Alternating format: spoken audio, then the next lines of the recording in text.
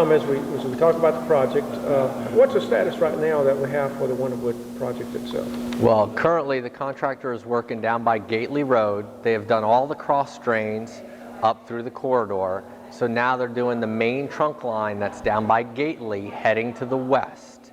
This is where people on Wonderwood are seeing that the traffic has been shifted into the median and the barrier wall has been placed. Now behind that barrier wall, the contractor is replacing the main trunk line, and that will be going on for the next few months. We're getting ready to make a traffic shift here, I guess, coming up soon? Yes, sir.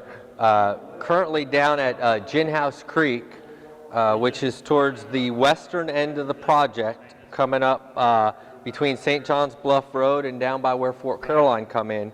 The people have already noticed where the median has been removed and it's been paved over.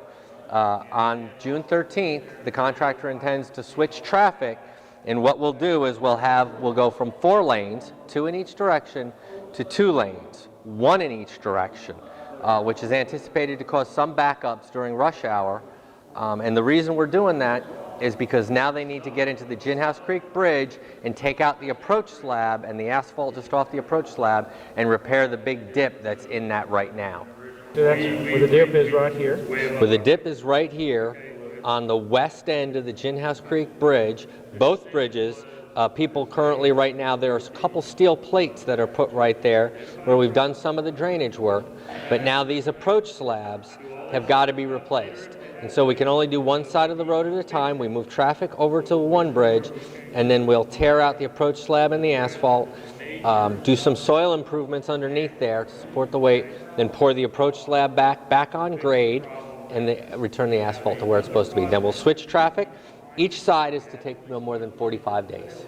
Here's westbound traffic is going to be pushed into a single lane, okay? And they're going to come across in a single lane. At the same time, eastbound traffic is going to be put in a single lane, crossed over the median, and then traffic runs on the single bridge, 2 lanes, 45 days, 24/7. We're expecting some backups during rush hour during this phase. We unfortunately have no other way to do it, and we encourage people to use alternate routes, at least for the first week or so, which would be St. John's Bluff and Monument Road to 9A. Will the metal plates be replaced with pavement by the end of this project? Yes, the metal plates are just a temporary patch while we're actually working on those drainage pipes, and eventually those areas will be repaved right up to be flush. Even the dips that are currently there now will be brought up to be flush when the job is complete. Okay. And some of the existing asphalt patches are lower than the level of the adjacent roadway. Will these be made level by the end of the project? Yes, they're a little low now because of the fact that there is one final layer of asphalt to go on top. That's a friction course, which improves the friction obviously for the cars, and so that comes at the end of the project. So late fall or into January or February, when the job is coming near completion, they will go ahead and fix those up and get that complete. Okay, and when do you anticipate this project will be finished? Current completion date for this project is in February of 2016. Okay. And is there another drainage project starting up after this one? Yes, this project was to address the worst of the worst pipes and get them all fixed up.